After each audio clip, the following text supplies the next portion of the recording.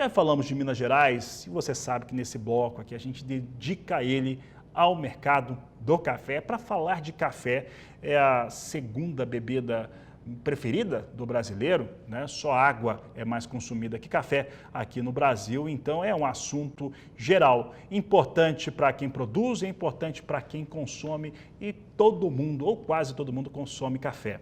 E o que nós temos visto, e não dá para deixar de lado, é que o mercado do café, já há muito tempo, ele apresenta volatilidade, ele apresenta ali altos e baixos que são terríveis, né, para a cadeia produtiva, principalmente para o produtor. Eu estendo esse comentário a café arábica, a café robusta, em relação aos seus mercados em específico. Um outro fator relevante é a preocupação que há para o produtor de café arábica, principalmente em torno da sua expectativa de produtividade na atual safra, que muitas vezes, por conta de uma chuva ou outra, é vista como uma safra maior, e isso traz impactos em relação a preços e deixa ele, é inegável dizer, mais nervoso ainda. Para falar a respeito deste tema e como e se o tarifaço de Donald Trump trouxe algum tipo de efeito direto ao café ou indireto, já que muitos países que compram, importam café do Brasil, os próprios Estados Unidos, têm tarifas estimadas, como é que isso está ordenando, né? Como que uma coisa está andando com a outra. Para falar a respeito deste assunto, nós vamos conversar ao vivo com Haroldo Bonfá, que participa conosco pela internet aqui no Agricultura BR, no canal do Boi. Bonfá, afinal de contas, tarifaço do Trump, o que ele fez ou o que ele influenciou no mercado do café? Boa tarde, seja bem-vindo. Boa tarde, Fabiano, boa tarde a todos. Bom, quem sobreviveu ao ataque cardíaco de ontem, né, com as quedas brutais em todos os mercados e que não se via fundo em toda aquela movimentação, começou com o Japão de madrugada e se estendeu durante o dia inteiro, levou assim uma preocupação muito grande se já tinha chegado ao fundo do poço da economia, né? E, obviamente, com todos os reflexos que tem para o nosso mercado, o mercado de café. Em cima de tudo isso, você tem a perspectiva da entrada de uma safra nova do Arábica, né? E do Conilon, que já está chegando. Quando eu falo já está chegando, você já tem amostras de Conilon novo no mercado. E tudo isso se fala, obviamente, se sabe que com esse grande volume que a gente vai receber, nós estamos falando aí por volta de 60 milhões de sacas, é de se esperar que haja uma queda de preços. Então, você imagina uma preocupação tremenda ontem, de segunda-feira, com quedas brutais de mercado, todos os mercados, inclusive obviamente o café, que acompanhou todo esse mercado, uma entrada de safra chegando, né? E tudo isso trazendo aí, como eu disse, uma preocupação tremenda para todos, para toda a cadeia. Nós estamos falando aí tanto da parte do produtor, do trader, do torrefador, da indústria, todo mundo extremamente preocupado com esse reflexo e como isso vai dar a sua demonstração em preços. Você trouxe também o conceito do tarifaço, né? Não há dúvida de que todo esse movimento dele, né? Qual é o sentido de todos esses efeitos de todos os países, né? Porém, sabemos coisas positivas. O que é positivo? Primeiro, o Brasil foi taxado em 10%. É muito ou é pouco? É o menor nível que foi taxado. Segundo, um grande concorrente nosso seria, ou é, o Vietnã, né, principalmente no Conilon, no Robusta, foi taxado em 46%. É certo que ele e Vietnã, têm negociações diretas com os Estados Unidos para tentar reverter esse número, porém, enquanto isso não ocorre, o Brasil é a bola da vez, é onde tem oportunidade, a safra, como eu disse, está chegando, e isso me parece uma perspectiva muito positiva para quem precisa repor seus estoques. O arábica é um pouco diferente. Você concorre com outros países, né? Você tem Colômbia, que está aumentando a sua produção, está chegando agora em quase 15 milhões de sacas de produção e vai inundar aí o café, obviamente, o mercado de café, né? Porém, o Brasil também tem essa sua competitividade e com isso facilita. Né? E você tem toda essa parte da Ásia, a Indonésia ou a África, que tem tarifas maiores. Ou seja, me parece que hoje o Brasil é um grande parceiro, uma grande oportunidade, um grande fornecedor a preços competitivos e o mais importante, com volume, que seria essa safra que está entrando, já refletindo isso em preços e preços mais baixos devido à entrada desse grande volume. Haroldo, e esse chamado grande volume que tem preocupado cafeicultores, em especial em Minas Gerais? Eles têm afirmado que as cooperativas têm passado esse indicativo, cooperativas que representam, né, os cooperados são eles mesmos, mas as cooperativas têm passado indicadores que não condizem com o que tem no campo.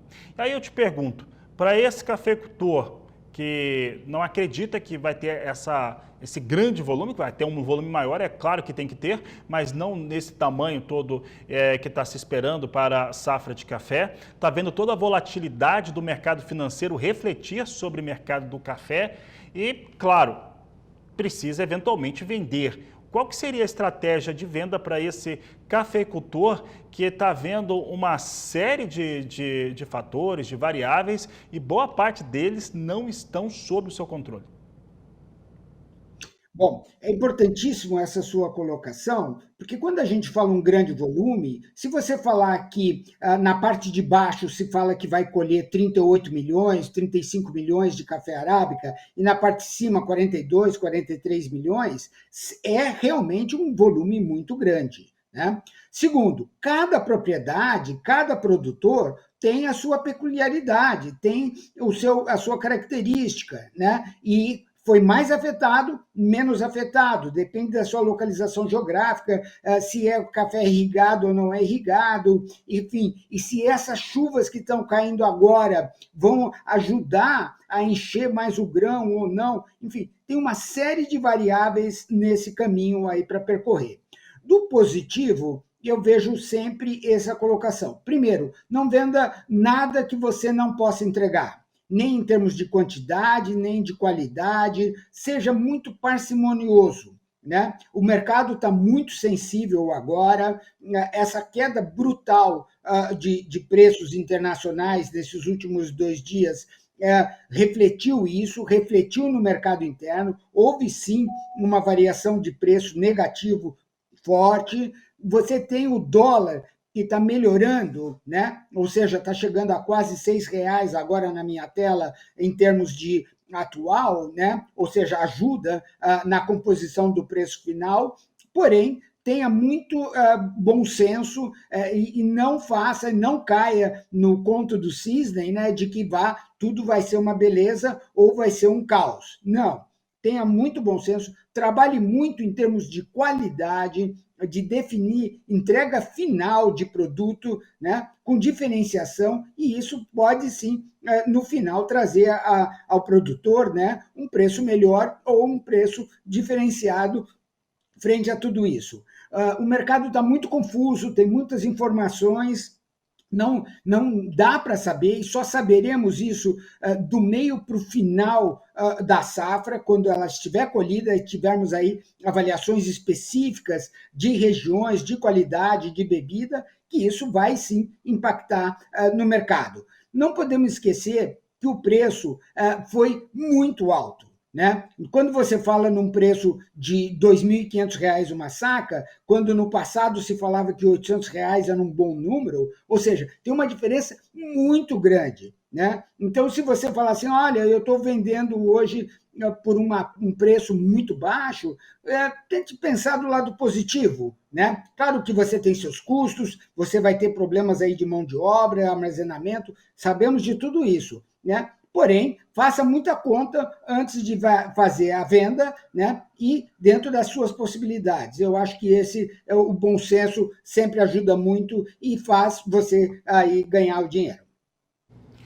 Haroldo, um fator que eu considero relevante, o primeiro é a nossa percepção, até porque em 2018, quando o Trump fez a sua primeira guerra comercial, teve um desfecho até rápido entre acordos entre as principais nações. E as principais nações são China e Estados Unidos. Então a gente percebe que se houver esse acordo, quando ele ocorrer, e ele deve ocorrer, as outras nações também vão se alinhar, vão estar alinhadas, né, dentro de um acordo possível entre esses países, inclusive Brasil.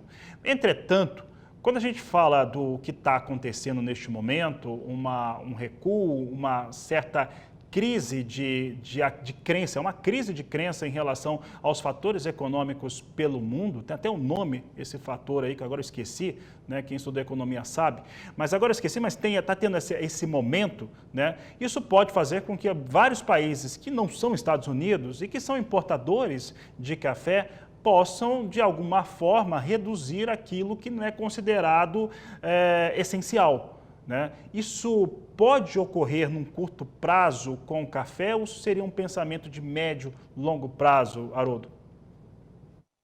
Bom, vamos, dentro da sua visão, né, dentro da sua colocação, que é super importante, vamos dividir o mundo de duas maneiras. O mundo chamado Estados Unidos, o mundo interno deles, e o mundo externo, que são todos os outros 200 países. Né?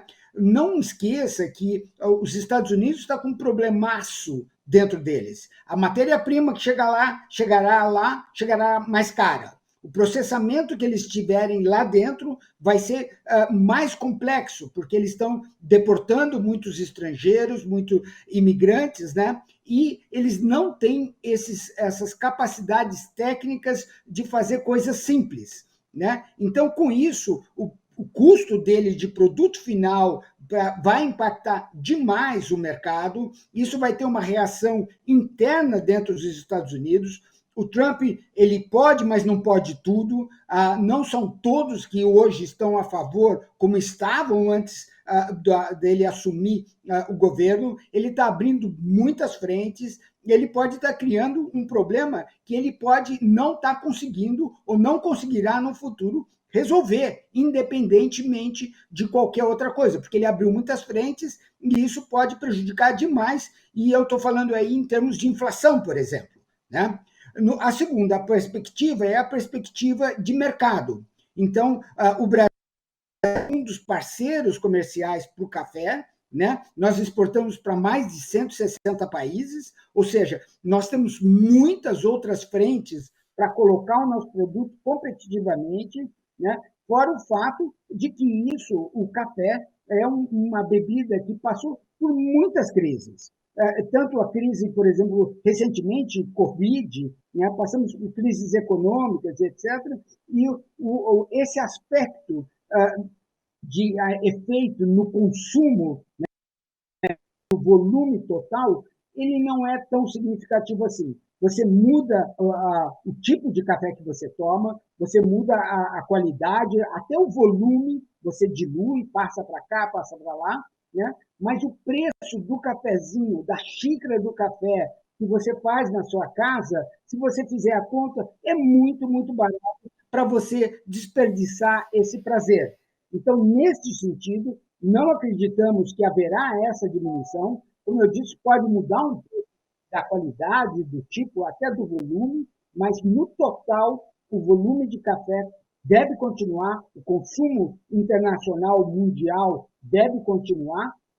Isso faz bem para a sua saúde. Você se sente melhor tomando café, né, do que não tomando, e essa indulgência, né, essa sua liberalidade, você se tratar bem, né, faz com que você enfrente melhor os seus problemas. Então, otimisticamente, acho que vamos sim continuar vendendo os nossos grandes volumes, fora as oportunidades negociais que existem, né? E que com isso o nosso pessoal está muito bem aparelhado, tecnificado, né, para conseguir colocar os nossos produtos lá fora a preços competitivos e entregar, né, e aumentar isso o nosso consumo de café brasileiro.